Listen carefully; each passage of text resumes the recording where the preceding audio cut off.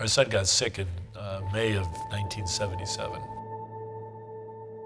I remember riding the elevator holding Scotty, and I remember looking at the doctor knowing that he knew the results of the test, but he didn't say a word. So we got up into his office, and I'm sitting here, and Scotty's in my lap, and Sue sat next to me, and he said, your son has acute leukemia. He got down to 17 pounds just literally after his 4th birthday. And I remember going down to the hospital we took him home in September, October. And I thought, no family should go through this. We are Ron and Susie Kahn, and we are some of the founding trustees for Ronald McDonald House. Our involvement was the result of our daughter having a rare form of eye cancer. It's pretty devastating to get a diagnosis of cancer for your child, as you might imagine. We spent many sleepless nights. Chemotherapy was extremely rough. Our daughter was quite ill with it, and all of that was challenging. I am Albert Kirshner, and this is my wife Nancy. We have been with Ronald McDonald House since the very beginning in Cleveland. Our daughter was being treated for a brain tumor at Rainbow. We had so many radiation treatments and Chemotherapy. I mean, just for a 3-year-old girl, 3 to 4-year-old girl, she was undergoing procedures, and her illness was diagnosed as terminal, and we didn't know when terminal was, and so all we did was deal with the circumstance that we had. I'm Bobby Watson, and we have a daughter who developed leukemia. This was about 40-some years ago, and when you thought of leukemia, you thought, it's over, it's all over. We were called by Dr. Sam Gross, who was the hematology oncology physician at University Hospitals. He called everybody he had treated to come to this meeting. Dr. Gross contacted us and said he was putting together a random grouping of parents of his patients because he wanted to talk to us about this concept, Ronald McDonald House, that had started in Philadelphia. If you look around the room that we were in, Sam always told us that it was a potpourri of people. It was no logic to it. And I always told him he was a liar, because there was a banker, and there was a lawyer, and there was a real estate guy, and there was an insurance guy. And if it was just a random mix of parents of kids with leukemia, it was the damnedest random mix you've ever seen, because every skill we needed was there. Dr. Gross knew all the families, and the reason that he called the meeting was to tell us about the Ronald McDonald House and their goal to open one in Cleveland. And so the conversations and the meetings went from there.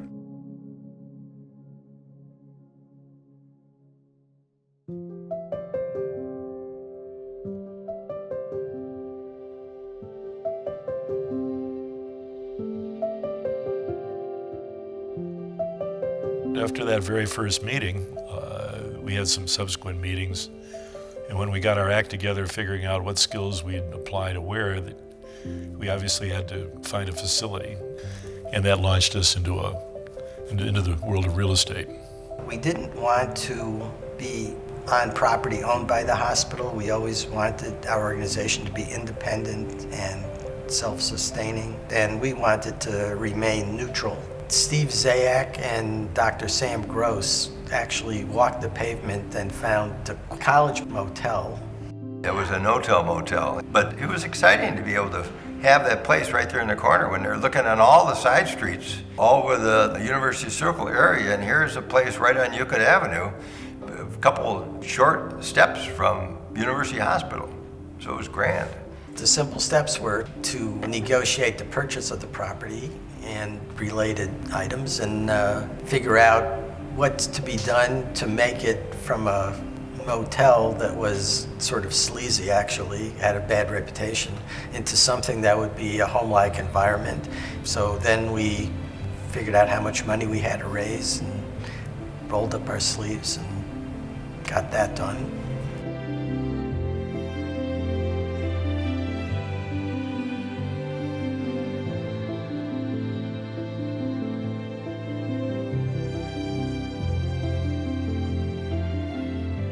We had to get the McDonald operators involved because that's where the money, ongoing money, was going to come from. They were asked to financially support this, and they did. And it was part of their co-op that chose to do this, and they did it. I mean, it was good for their business, but better for their communities. My sales point to the other operators was that this is our charity. And this is one that we can work with for years and years and years. But to get the operators involved, I mean, this is serious business. To have a businessman say, yes, I will give you money from here on out, and not knowing how many years that might be. So I'm proud of being able to get the operators involved.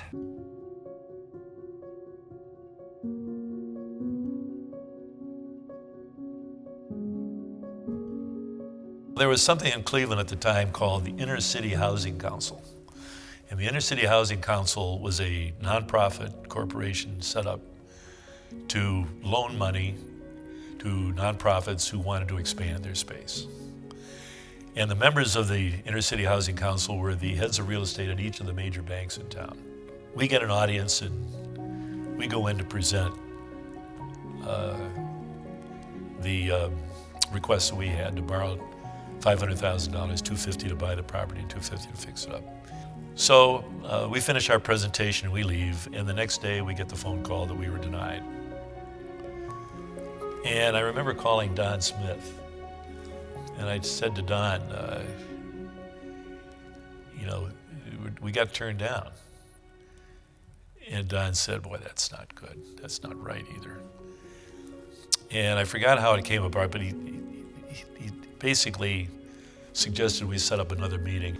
And when we got down there, we explained that we were here to try to salvage the deal, that there must be some unanswered questions or ones that we didn't answer properly that stopped him from concurring with our request. And he basically said, no one even knows you. You don't even have a reputation. You don't have a name, you don't have anything behind. Just why would we do that? So we're not going to do that. And with that, Don slides a withdrawal slip across his desk. And he says, well then, the owners and operators are withdrawing. There's $6 million in deposits from your bank. An operator will have fairly sizable cash deposits. And if he's a multiple operator, of course, he's going to have larger deposits. So I guess in a way I sort of threw that out as a threat that maybe I can convince them to change banks. Magically, the non-concurrence went away and we got our money. If it hadn't been for Don sliding that withdrawal slip across and the help, therefore, from the co-op played a very, very important role.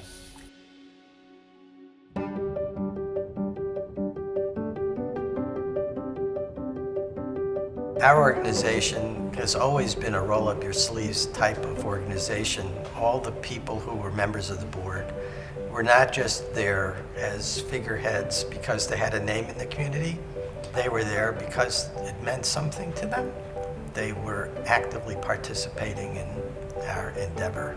You know, and that might have meant tapping friends for a fundraiser, pulling in some chits, maybe in the business community, but it also meant when there was a cleanup day and we went down with buckets and pails and glass cleaner and we were in the rooms cleaning the mirrors and the sinks and the bathtubs, and it was an effort on the part of our organization. Children, adults, everybody kind of got behind this and cleaned the house up before the grand opening.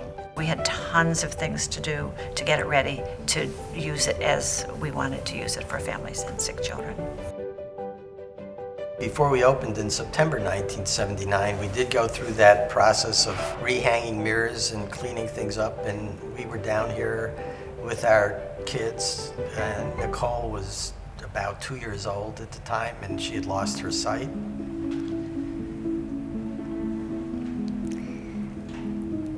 But she was helping. She was cleaning a mirror, and of course she knew what to do. We showed her what to do with the spray cleaner and with the white rag that she had, but she kept asking, so is it clean?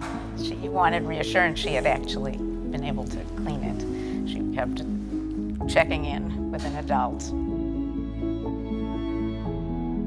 The day that it opened was the day after the Cleveland Browns had beat the Dallas Cowboys on national television. Tom Darden, who was our Cleveland Browns liaison spokesman, he was a star in that team. So, and Mr. Kroc and his wife were here, for the opening, and so it was very exciting. It was a gorgeous Tuesday morning after that Monday Night Football game, and everybody was very excited. So it was a fulfillment. Couldn't have laid too much groundwork better than that.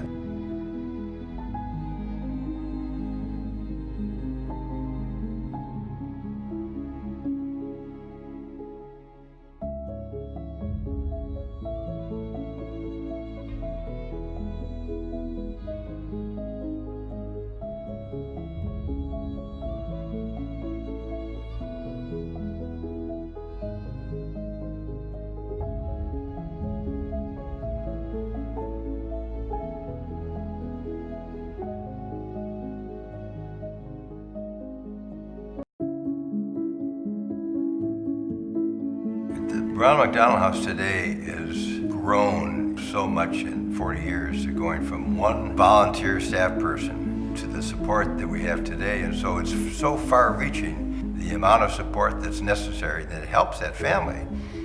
Coming to a community that there's so many people that are staying in a home, and you can see that something very important is going on. We started out under the name Oncology Services, but obviously for us, it meant a lot more than just children with cancer. It meant children with any disease, or even children that are seriously injured. Our doors would be open to them. It becomes synonymous with our son and children like him. You wind up managing your expectations. You wind up understanding people that are different. You're overwhelmed with this idea of not letting anybody down and continuing to do the right thing. And that helps you with your own value system. It's really a big idea, and there were a lot of moving parts to getting it established. So it's hugely gratifying to walk in and say, wow, we did a good thing. Today, I don't think there's anyone's life who hasn't been touched by someone who has had a sick child. So in that way, it's been very gratifying. There's no politics, there's no religion, there's nothing to separate you, only to bring you together as parents and as families. That's the common bond, and there's nothing not to like about Ronald McDonald House. Well, there will always be sick children, and you come to the best place where your children can get the best medical help, and it is Cleveland right now for many, many, many people. And for a while, I thought people thought the Ronald McDonald House, the children got sick and they didn't live. But that's not the truth. No, the real truth is that people get well here. A few have more trouble than others, but helping people be well, that's at the very heart of Ronald McDonald House. And it all started back in a little motel on the corner.